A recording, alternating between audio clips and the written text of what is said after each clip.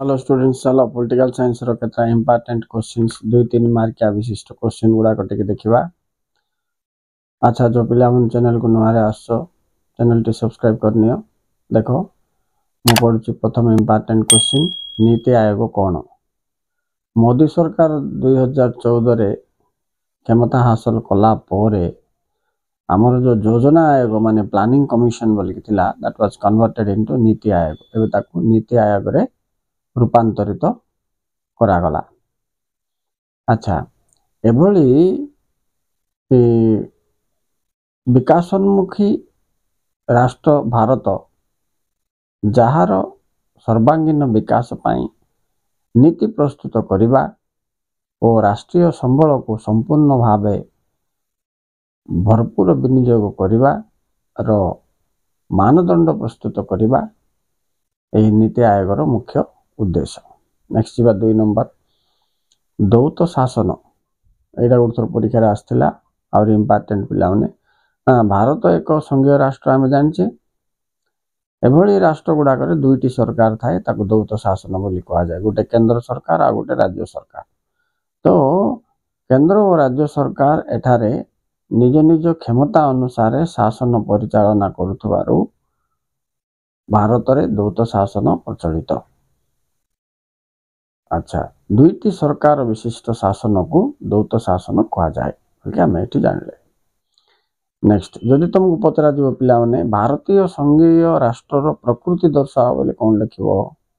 तो ये 3 number question है आमर तात्विक दृष्टिकोण जो राष्ट्र रे गोटे केंद्र सरकार और एकाधिक राज्य सरकार सहवस्थान करती ताको संघीय राष्ट्र कहा जाए। एमती आम कहि परिबा। अन्य अर्थ जदि कहबा कौन सी देश रे दुईटी सरकार थिबो उभयंक मध्य क्षमतार बंटन हिथिबो एवं उभय मिलमिशी शासन परिचालना करुथले आको संघीय राष्ट्र बोली कहा जाए। आम संविधान धारा 1 अनुसार आम घोषणा करछे जे भारत एक संघीय राष्ट्र। मात्र भारतर संघीय राष्ट्र प्रकृति जदि देखिबा यह संघीय राष्ट्र हेले मध्य एठारे केतक ऐक्यक लक्षण बा गुण देखा जाउथिबारु एहाको केते जण अर्ध संघीय राष्ट्र बोली कहउचंती। सेमानक मध्य रे प्रमुख होचंती तमर केसी हुयर के मुंशी जेपी सुधा एमाने मध्य एहाको एक अर्ध संघीय राष्ट्र बोली कि भारत को से माने ग्रहण करछंती। नेक्स्ट जीवा राज्य मानक उपरे केंद्रर नियंत्रण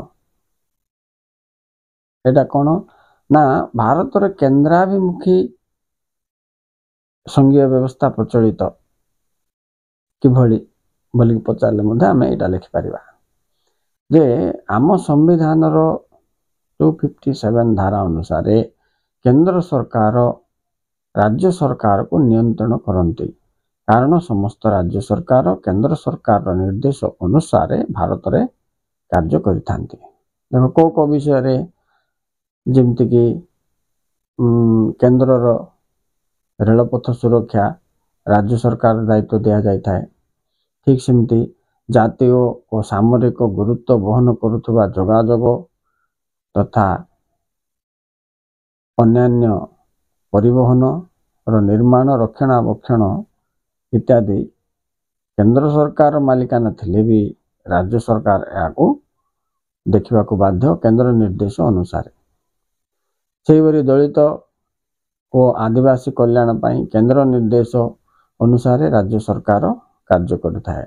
आ जरूरीकालीन परिस्थिति जदि जारी हुए ताहेले तो संपूर्ण राज्यर शासन केंद्र सरकार हस्तक चल जाय थाए। तो ई हिसाब रे हमको जना पड़ला जे भारतर संघीय व्यवस्था केंद्राभिमुखी संघीय व्यवस्था। तो ये तुमको 3टा क्वेश्चन रो आंसर मु एबे कहली कोन भारत रे केंद्रीकरण रो लक्षण बा भारतर संघीय व्यवस्था केंद्राभिमुखी संघीय व्यवस्था किभली लेख बोले मध्ये सेम आंसर ही हो बा राज्य मानक ऊपर केंद्रीय रो नियंत्रण किभली अछि दर्शाओ बोले मध्ये ए जिंस ही तुमको लिखिबा को पड़िबो। मिलित जाति संघ रो दुईटी मौलिक नीति लेख बा उल्लेख कर। तो दुईटी मौलिक नीति हला एक मिलित जाति संघ रो समस्त सदस्य राष्ट्र मानक ସମାନ ଭାବରେ ଗୁରୁତ୍ୱ ପ୍ରଦାନ କରିବା। 2 ପ୍ରତ୍ୟେକ ସଦସ୍ୟ ରାଷ୍ଟ୍ର ବିଶ୍ୱାସର ସହ ସନନ୍ଦର ନୀତି ନିୟମକୁ ପାଳନ କରିବା। ସେଇଭଳି ଯଦି ପଚାରିବ ମିଳିତ ଜାତିସଂଘର 2ଟି ଆଭିମୁଖ୍ୟ ବା ଲକ୍ଷ୍ୟ ଲେଖ ବୋଲି କହିଲେ ଆମେ କହିବା 1 ରାଷ୍ଟ୍ର ଭିତରେ ଥିବା ମତାନ୍ତରକୁ ଶାନ୍ତିପୂର୍ଣ୍ଣ ସମାଧାନ କରିବା ଓ 2 ସଦସ୍ୟ ରାଷ୍ଟ୍ରଗୁଡ଼ିକୁ ମିଳିତ ସୁରକ୍ଷା ବ୍ୟବସ୍ଥାର ଅନ୍ତର୍ଭୁକ୍ତ କରିବା। 3 ତମେ ଅନ୍ତର୍ଜାତୀୟ ନିୟମାବଳୀକୁ ମାନି ଚଳିବା ଲେଖିପାରିବ, ମାନବ ଅଧିକାରକୁ ସୁରକ୍ଷା ଦେବା ଲେଖିପାରିବ। ଠିକ ଅଛି ପିଲାମାନେ। ଏବେ ନେକ୍ସଟ ଯିବା, ବିଶ୍ୱ ବ୍ୟାଙ୍କ ଗଠନର ଆଭିମୁଖ୍ୟ କ'ଣ ଥିଲା? ଦେଖ, ବିଶ୍ୱ ବ୍ୟାଙ୍କଟା 1944 ମସିହା ଜୁଲାଇ ମାସରେ ଗଠିତ ହୋଇଥିଲା। ତାପରେ ଏହାର ଉଦ୍ଦେଶ୍ୟ ଥିଲା ଯେ ପୃଥିବୀରେ ଯେଉଁମାନେ ପଛୁଆ ରାଷ୍ଟ୍ର ଅଛନ୍ତି, ଅନୁନ୍ନତ ରାଷ୍ଟ୍ର ଅଛନ୍ତି ସେମାନଙ୍କୁ ଆର୍ଥିକ ସାହାଯ୍ୟ ସହିତ ପୁନରୁତ୍ଥାନର ଜ୍ଞାନ କୌଶଳ ଓ ସାହାଯ୍ୟ ପ୍ରଦାନ କରିବା। ଠିକ ସେପରି ତମକୁ ଯଦି କୁହାଯିବ ଅନ୍ତର୍ଜାତୀୟ ମୁଦ୍ରା ପାଣ୍ଠିର 2ଟା କାର୍ଯ୍ୟ ଲେଖ। ଆଚ୍ଛା, ଅନ୍ତର୍ଜାତୀୟ ମୁଦ୍ରା ପାଣ୍ଠି IMF ବୋଲିବେ, ଏଇଟା କେବେ ହେଇଥିଲା ପିଲାମାନେ? 1945। ଆର କାର୍ଯ୍ୟ ମଧ୍ୟ ସେମିତି, 1 ଆର୍ଥିକ ବିକାଶ ଓ ସ୍ଥିରତା ପାଇଁ ସଦସ୍ୟ ରାଷ୍ଟ୍ରମାନଙ୍କୁ ଆର୍ଥିକ ପରାମର୍ଶ ଦେବା। 2 ଅନ୍ତର୍ଜାତୀୟ ବାଣିଜ୍ୟ ସମତୁଲ ଅଭିବୃଦ୍ଧି ଘଟାଇବା ଦିଗରେ କାର୍ଯ୍ୟ କରିବା। ରାଇଟ୍। ତାପରେ ବିଶ୍ୱ ବ୍ୟାଙ୍କ କେଉଁ ସଂସ୍ଥା ଗୁଡ଼ିକୁ ନେଇ ଗଠିତ ବୋଲି ତମକୁ ଯଦି ପଚାରିବ 2 ମାର୍କରେ, ତ ଆମେ ଲେଖିବା ବିଶ୍ୱ bank IBRD, international bank for reconstruction and development, IDA, IFA, MIGA ଏମିତି କେତେ ଗୁଡ଼ିଏ ସଂସ୍ଥାକୁ ନେଇ ଗଠିତ। ଏହାର ମୋଟ ସଦସ୍ୟ ସଂଖ୍ୟା ହେଉଛି ତମର 188 ପିଲାମାନେ। ଆଟଲାଣ୍ଟିକ ଚାର୍ଟର ବା ଆଟଲାଣ୍ଟିକ ସନନ୍ଦ କ'ଣ? ଦେଖ ପିଲାମାନେ, 1941ର କଥା, ଆଟଲାଣ୍ଟିକ ମହାସାଗର ଦେଇକି ଗୋଟିଏ ଜାହାଜରେ ଆମର ଇଂଲଣ୍ଡର ପ୍ରଧାନମନ୍ତ୍ରୀ ୱିନଷ୍ଟନ ଚର୍ଚ୍ଚିଲ ଓ ଆମେରିକାର ରାଷ୍ଟ୍ରପତି ରୁଜଭେଲ୍ଟ ଯେତେବେଳେ ଯାତ୍ରା କରୁଥିଲେ, ସେହି ସମୟରେ ମିଳିତ ଜାତିସଂଘ ଭଳି ଏକ ସଂସ୍ଥା ଗଠନ କରିବା ଆବଶ୍ୟକ ବୋଲିବା ଚର୍ଚ୍ଚା ସେଇ ଯାତ୍ରାରେ ହୋଇଥିଲା। ଏହାକୁ ଆଟଲାଣ୍ଟିକ ସନନ୍ଦ ବା ଚାର୍ଟର ବୋଲି କୁହାଯାଏ। ମିଳିତ ଜାତିସଂଘ ଗଠନ ପାଇଁ ନିଆଯାଇଥିବା ପ୍ରଥମ ପଦକ୍ଷେପ ହେଉଛି ଏ ଆଟଲାଣ୍ଟିକ ଚାର୍ଟର ବା ଆଟଲାଣ୍ଟିକ ସନନ୍ଦ ବୋଲି କୁହାଯାଏ। ନେକ୍ସଟ କ୍ୱେଶ୍ଚିନ୍ ଦେଖ, ବ୍ରିକ୍ସ କ'ଣ? ଏହା କେବେ ଗଠନ କରାଯାଇଥିଲା ଓ କାହିଁକି? ବୋଲେ 2009 ମସିହାରେ ବ୍ରାଜିଲ, ଋଷିଆ, ଭାରତ, ଚୀନ ଏବଂ ଦକ୍ଷିଣ ଆଫ୍ରିକାକୁ ନେଇ ବ୍ରିକ୍ସ ଗଠିତ ହୋଇଥିଲା। ଏହା ଏକ ଆଞ୍ଚଳିକ ସଂଗଠନ। ଏଠାରେ ଏହି ସଦସ୍ୟ ରାଷ୍ଟ୍ରମାନେ ପରସ୍ପରକୁ ସହଯୋଗ କରି ବାଣିଜ୍ୟ ମାଧ୍ୟମରେ ପରସ୍ପରର ବିକାଶ କରିବା ଉଦ୍ଦେଶ୍ୟ ରଖନ୍ତି। ନେକ୍ସଟ କ୍ୱେଶ୍ଚିନ୍, ବର୍ଣ୍ଣ ବୈଷମ୍ୟ ନୀତି। ଦେଖ, ଭାରତର ବୈଦେଶିକ ନୀତିରେ ବର୍ଣ୍ଣ ବୈଷମ୍ୟ ନୀତିକୁ ଆମେ ବହୁତ ବିରୋଧ କରୁଛେ, ତୀବ୍ର ବିରୋଧ କରୁଛେ। ଭାରତ ଜାତି, ବର୍ଣ୍ଣ, ସଂସ୍କୃତି ଆଧାରରେ ଭେଦଭାବ ବିରୋଧ କରେ, ତମେ ଜାଣିଛ। ତେଣୁ ଦକ୍ଷିଣ ଆଫ୍ରିକା, ଆମେରିକାରେ ଏମିତି କେତେକ ଜାଗାରେ ଯେଉଁ ବର୍ଣ୍ଣ ବୈଷମ୍ୟ ଭେଦଭାବ ଅଛି, ଏହାକୁ ଭାରତ ତୀବ୍ର ବିରୋଧ କରେ। ବୋଲିକି white people and black people ବୋଲିକି ଯେଉଁ ଫିଲିଂ ଆମେରିକାରେ ରହୁଛି, ଏହା ଆମର ବୈଦେଶିକ ନୀତିର ମଧ୍ୟ ଏକ ମୁଖ୍ୟ ବୈଶିଷ୍ଟ୍ୟ ବୋଲିକି ତମେ ଲେଖିବ। ତାପରେ ଦେଖିବା ଗୋଷ୍ଠୀ ନିରପେକ୍ଷତା। ଇଏ ଗୋଟେ ଇମ୍ପୋର୍ଟାଣ୍ଟ କ୍ୱେଶ୍ଚିନ୍, ଏ ବର୍ଷ ଆସିବ। ଦେଖ, ନିରପେକ୍ଷ ବୋଇଲେ କ'ଣ? କୌଣସି ପକ୍ଷକୁ ସମର୍ଥନ ନ କରିବାଟା ହେଉଛି ନିରପେକ୍ଷ। ଗୋଷ୍ଠୀ ନିରପେକ୍ଷ ବୋଇଲେ ଭାରତକୁ ନେଇକରି ଗୋଟେ ଗୋଷ୍ଠୀ ତିଆରି ହେଇଥିଲା। କେବେ?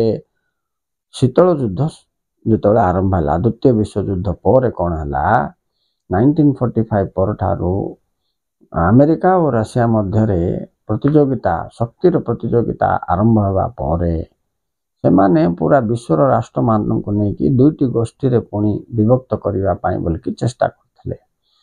ସେହି ସମୟରେ ଭାରତ ନିରପେକ୍ଷ ରହିଥିଲା, ନା ଆମେରିକା ପଟ ନା ଋଷିଆ ପଟ କାହାକୁ ବି ସମର୍ଥନ ନ କରିବା ପାଇଁ ପଦକ୍ଷେପ ନେଇଥିବାରୁ, ସେ ନିରପେକ୍ଷ ରହିଥିବାରୁ ଏହାକୁ ଗୋଷ୍ଠୀ ନିରପେକ୍ଷତା ବୋଲି କୁହାଯାଏ।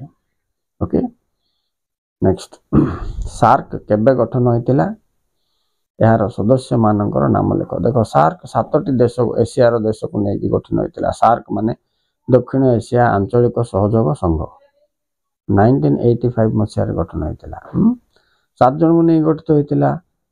ତାପରେ ଆଫଗାନିସ୍ତାନରେ ଯୋଗ ଦେଲା ପରେ ଏବେ 8ଟି ରାଷ୍ଟ୍ରର ଏକ ସଂଘ ହେଉଛି SAARC, SAARC। Okay, next question ଯିବା। କାର୍ଗିଲ ଯୁଦ୍ଧ। ଆଚ୍ଛା, କାର୍ଗିଲ ଯୁଦ୍ଧ କେବେ ହେଇଥିଲା? 1999। କାହା ଭିତରେ? ଇଣ୍ଡିଆ ଓ ପାକିସ୍ତାନ ମଧ୍ୟରେ। କିନ୍ତୁ ପରବର୍ତ୍ତୀ ସମୟରେ ବିଲ୍ କ୍ଲିଣ୍ଟନଙ୍କ ମଧ୍ୟସ୍ଥରେ ଏହି ଯୁଦ୍ଧର ପରିସମାପ୍ତି ଘଟିଥିଲା ଏବଂ ଏହି ଯୁଦ୍ଧରେ ଭାରତ ହିଁ ବିଜୟ ଲାଭ କରିଥିଲା। Okay students, thank you very much for watching. Thank you very much. Please like and subscribe. Keep touch with the channel for more